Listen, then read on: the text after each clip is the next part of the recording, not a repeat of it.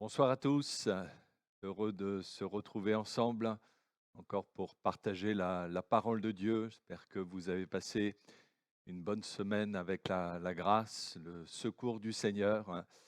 Et j'aimerais en introduction lire un passage que l'on trouve dans le livre des Actes des Apôtres au chapitre 15. Il est question des missionnaires Paul et Barnabas qui avaient été chargés par les apôtres d'apporter une lettre de leur part aux chrétiens d'Antioche. Et il est dit donc, Actes des Apôtres, chapitre 15, verset 30, eux donc, ayant pris congé de l'Église, allèrent à Antioche, où ils remirent la lettre à la multitude assemblée. Après l'avoir lue, les frères furent réjouis de l'encouragement qu'elle leur apportait. Donc, cette lettre qui contenait des recommandations de la part des apôtres, mais inspirée par le Saint-Esprit, eh bien, cette lettre a été pour ces chrétiens d'Antioche une source d'encouragement. Il dit que se sont réjouis de l'encouragement que cette lettre leur apportait. Eh bien, c'est également le but de ce message ce soir, pour ceux qui l'écoutent ou qui l'écouteront, eh bien, qu'il soit pour chacun d'entre nous une source d'encouragement, que nous soyons encouragés dans la foi, encouragés à suivre fidèlement le Seigneur et ce jusqu'au bout. On vit des temps qui sont difficiles, et il faut s'attendre à ce que plus le retour du Seigneur approche, à ce qu'il soit difficile. Et je crois que s'il y a bien une chose que nous avons besoin d'entendre, c'est d'entendre des paroles d'encouragement qui vont nous fortifier dans la foi. Il y a d'ailleurs une expression que on retrouve à plusieurs reprises dans le Nouveau Testament, et notamment dans les épîtres de l'apôtre Paul, c'est l'expression je vous exhorte, hein, notamment dans l'épître aux Romains, au chapitre 12, où l'apôtre Paul dit je vous exhorte par les compassions de Dieu à offrir vos corps comme un sacrifice vivant, saint, agréable à Dieu, ce qui sera de votre part un culte raisonnable. Dans sa première épître à Timothée, au chapitre 2, verset 1er, il dit « J'exhorte donc, avant toute chose, à faire des prières, des supplications ».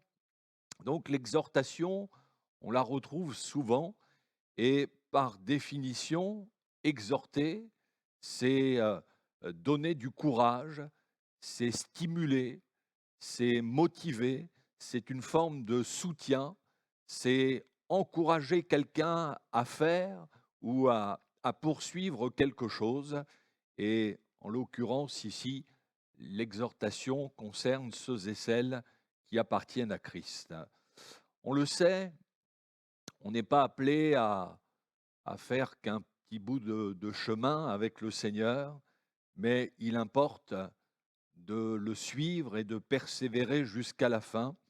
Donc notre marche avec lui s'inscrit dans la durée. Seulement, avec l'usure du temps, si on ne veille pas, on peut être gagné par la lassitude, la routine, la tiédeur. Notre vie spirituelle peut perdre de sa fraîcheur. Il y a aussi les épreuves, les oppositions, les tentations, les déceptions. Et tout cela peut nous inciter à baisser les bras, à nous décourager. Et vous savez, quand on est découragé, eh bien, on a tendance à s'isoler, et notamment de la communion fraternelle. On peut prendre du recul vis-à-vis de l'Église, de ses frères et sœurs en Christ. Et c'est pour ça qu'on a besoin que régulièrement le Seigneur nous exhorte, qu'il nous encourage, qu'il nous motive afin de continuer d'aller de l'avant et de tenir bon dans la foi. Dans sa première épître aux Corinthiens, au chapitre 14, l'apôtre Paul nous donne tout un enseignement sur l'exercice des dons spirituels au sein de l'Église et dit notamment au verset premier de ce chapitre 14, il nous dit d'aspirer aux dons spirituels et surtout à celui de prophétie. On aurait pu s'attendre à ce que l'apôtre Paul mette plutôt en avant les dons de puissance, d'aspirer aux dons des miracles ou des guérisons. Eh bien non, il a mis en avant celui de prophétie. Et pour quelle raison? Eh bien, nous dit ensuite au verset 3 que celui qui prophétise parle aux hommes, les édifie, les exhorte, donc les encourage, les console. Voilà quel est le but de la prophétie, non pas d'accabler, non pas d'effrayer, de prononcer un jugement divin irrémédiable, même si une prophétie peut nous reprendre, parfois révéler une situation de péché, mais elle a pour but de nous amener, dans ces cas-là, à nous ressaisir, à, à reprendre courage et à réaliser qu'avec le Seigneur, il y a toujours une possibilité de relever la tête, d'être restauré, de reprendre le bon chemin. Et si le don de prophétie, c'est à ce don que l'Église doit aspirer le plus, eh bien parce que ce sont justement des paroles d'encouragement que nous avons avant tout besoin d'entendre au sein de l'Église. C'est bien sûr avant tout au travers de sa parole que le Seigneur nous encourage. Et quand on lit cette parole, il y a là un nombre incalculable de promesses qui sont source d'encouragement. L'apôtre Paul, dans son épître aux Colossiens, chapitre 3, verset 16, nous dit que la parole de Christ habite parmi vous abondamment, instruisez-vous et exhortez-vous, donc encouragez-vous les uns les autres en toute sagesse, et notamment par des psaumes.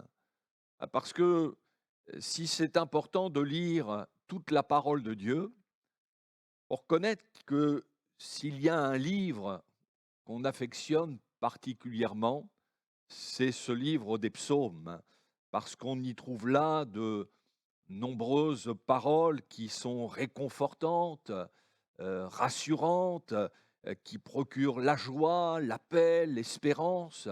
On, on s'y retrouve dans ces prières que des hommes ont adressées à Dieu, souvent dans la détresse. Et au cours des siècles, on peut dire qu'une multitude de croyants ont été encouragés par ces psaumes. Pense au psaume 34, quand David dit « Quand on tourne vers lui les regards, on est rayonnant de joie et le visage ne se couvre pas de honte. Quand un malheureux crie, l'Éternel l'entend et il le sauve de toutes ses détresses. » Et il est dit encore « L'ange de l'Éternel campe autour de ceux qui le craignent et il les arrache au danger. » Et quand on lit de telles paroles, eh bien oui, on est encouragé. Et combien de fois avons-nous été encouragés en lisant ces psaumes? Et c'est pour ça que c'est important d'entretenir notre foi, alors non seulement en lisant les psaumes, mais avec toute la parole de Dieu.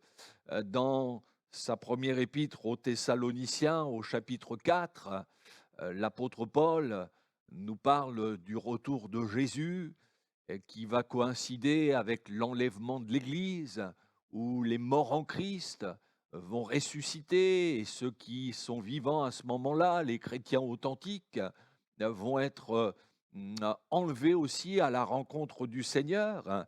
Et après avoir parlé de ces choses, il dit au verset 18, « Consolez-vous » ou encore « Encouragez-vous » parce que c'est le même mot, « Encouragez-vous donc les uns les autres par ces paroles. » Et oui, il est bon de nous encourager avec la parole de Dieu, parce que c'est elle qui va vraiment nous fortifier dans la foi.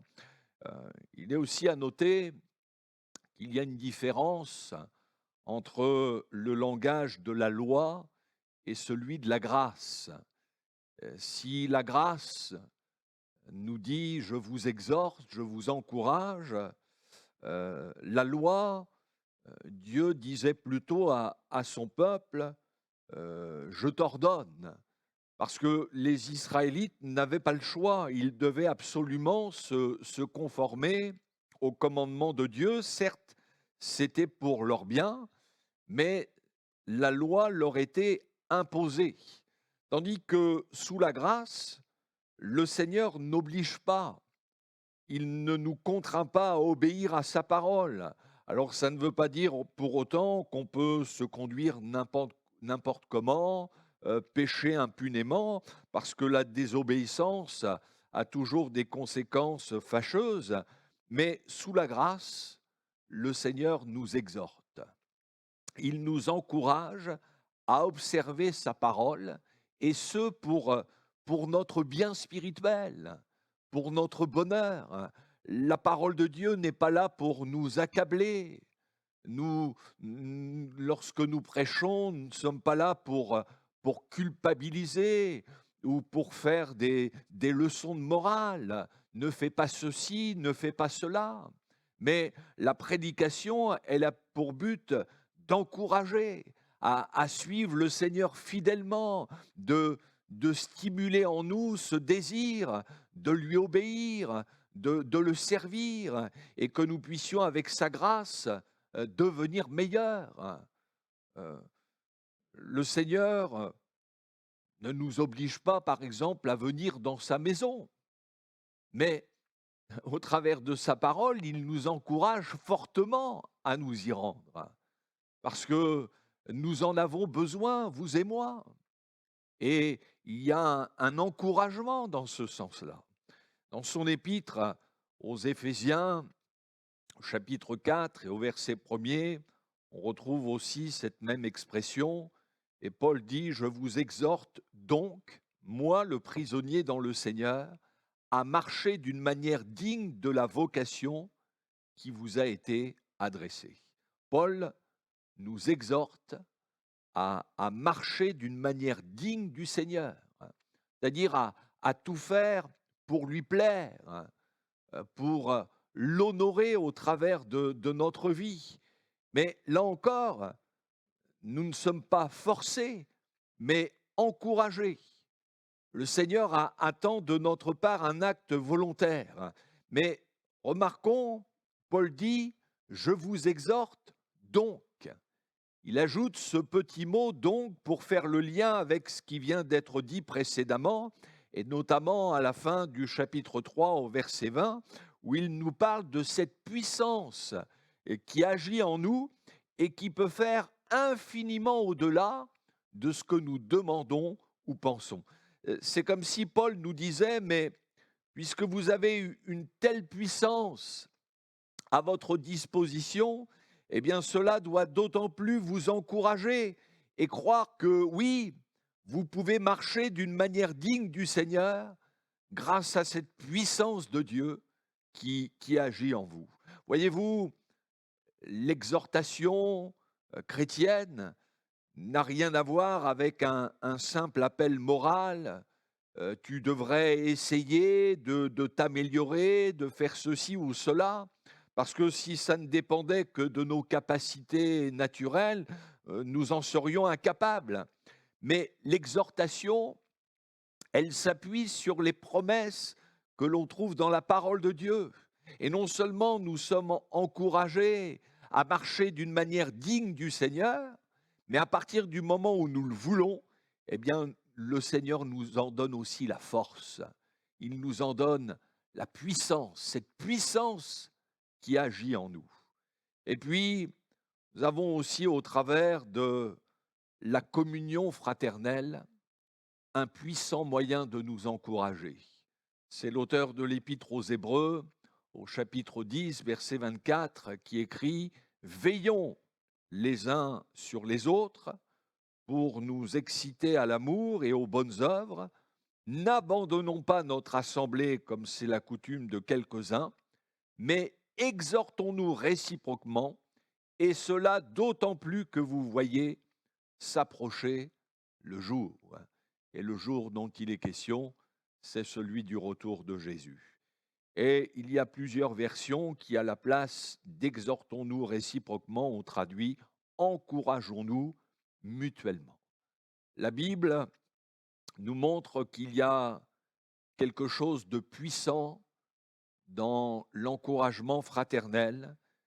Et ce n'est pas un hasard si dans notre lecture, si juste avant qu'il nous soit dit de nous encourager mutuellement, il est dit de ne pas abandonner son assemblée. Et on peut se poser la question, s'il n'y a pas des frères et sœurs qui ont abandonné leur assemblée, qui ont abandonné la foi, mais qui peut-être auraient pu persévérer si quelqu'un avait été là pour les encourager. De même, peut-être qu'il y a des frères et sœurs qui n'auraient pas arrêté un service s'il y avait eu quelqu'un qui leur dise « Mais allez, mon frère, ma sœur, continue. Tu es utile au Seigneur, fais valoir ce que tu as reçu de lui. » Alors bien sûr, on est avant tout responsable de sa vie spirituelle. Chacun rendra compte pour lui-même. Mais la parole de Dieu nous montre que de veiller les uns sur les autres, eh bien, c'est de nous encourager aussi mutuellement dans la foi. Ça ne veut pas dire d'engager forcément de grandes discussions théologiques. Bien sûr, si le Seigneur nous donne une parole inspirée, eh bien, donnons-la, mais pour encourager, pour consoler quelqu'un, bien souvent, même notre seule présence suffit. Des fois, il suffit d'un geste amical, quelques paroles, même un sourire. Dans le livre de Job, au chapitre 29, verset 24, il est dit « Je leur souriais quand ils perdaient courage ». Donc, pas besoin d'un flot de paroles, mais des fois, juste l'expression d'un visage souriant, d'un accueil fraternel qui va apaiser, et qui suffit pour faire du bien. Au sein de la première Église, il est dit que les apôtres ont donné à un homme qui s'appelait Joseph le surnom de Barnabas, qui signifie fils d'exhortation, ou encore celui qui encourage, qui exhorte, qui console. Et ce n'est pas un hasard si on lui a donné ce surnom, mais quand on lit les Actes des Apôtres, on s'aperçoit que Barnabas a vraiment été une source d'encouragement pour les autres. À un moment donné, il s'est rendu à Antioche, où l'Église était naissante, et ses premiers disciples rencontraient de fortes oppositions. Et il est dit, acte 11, verset 23, que lorsqu'il fut arrivé et qu'il eut vu la grâce de Dieu, il s'en réjouit. Et il est dit, il les exhorta tous à rester d'un cœur ferme, attachés au Seigneur. Voilà, il les a encouragés à tenir bon dans le Seigneur, à rester attachés au Seigneur malgré les oppositions, malgré les combats. Et nous aussi, c'est de notre devoir de nous encourager mutuellement. Vous savez, le Seigneur connaît nos cœurs et il sait que par moments, oui, nous pouvons connaître des moments d'abattement et que nous commençons à baisser les bras, mais justement, s'il nous a donné des frères et sœurs en Christ, c'est pour qu'ensemble, nous reprenions courage, que nous puissions continuer le chemin de la foi. À un moment donné, l'apôtre Paul, qui venait d'échapper à un naufrage, qu'on conduisait à Rome, où il devait comparaître devant l'empereur romain, et il était passé par une succession d'épreuves et il est dit que des frères sont venus à sa rencontre et qu'en les voyant, il a repris courage. La communion fraternelle a été pour lui une source d'encouragement. Eh bien, pour nous aussi, oui, rendons grâce à Dieu pour la famille spirituelle, même si l'Église n'est pas parfaite, mais rendons grâce au Seigneur pour les frères et sœurs qu'il nous a donnés et surtout, ne nous privons pas de cette communion fraternelle. L'Église nous a été donnée par le Seigneur pour que nous puissions, entre autres, nous encourager mutuellement. Et je terminerai sur cette dernière parole. On trouve dans le livre du prophète Ésaïe, au chapitre 41, verset 6, il est dit « Ils s'aident l'un l'autre et chacun dit à son frère, courage. » Et chacun dit à son frère, courage. Et nous aussi, je crois qu'on a besoin de se le dire dans ces temps où tout nous montre que le retour du Seigneur est imminent et on ne peut vraiment pas se permettre de se relâcher. Mais il faut qu'on se dise les uns aux autres, mon frère, ma sœur, courage, tiens bon dans la foi, ne lâche pas la main du Seigneur, ne baisse pas les bras, mais reste attaché à ton Sauveur, reste attaché à ton Église locale, ne prends pas de recul, et si tu as pris du recul, eh bien, reviens dans sa maison, demeure dans sa parole, parce que le Seigneur revient. Alors oui, courage, courage. Je prie pour que, oui, cette parole que nous entendons, eh bien, soit pour chacun d'entre nous une source d'encouragement. Que le Seigneur vous bénisse. À lui soit toute la gloire.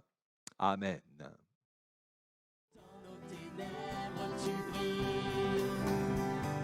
Tu nous redonnes la vie, nul n'est comme toi, comme toi.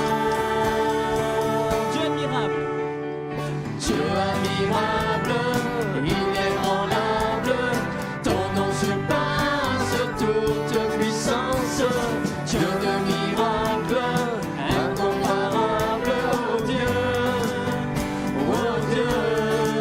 Dieu admirable,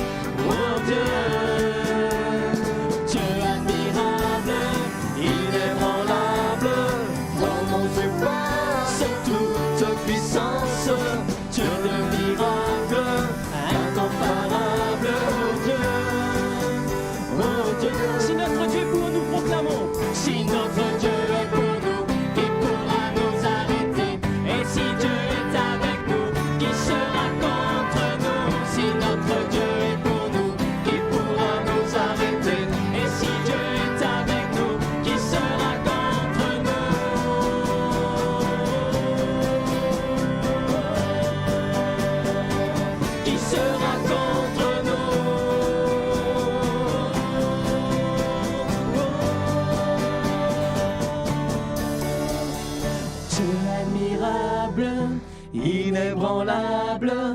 Ton nom surpasse toute puissance. Dieu de miracles, incomparable, oh Dieu, oh Dieu.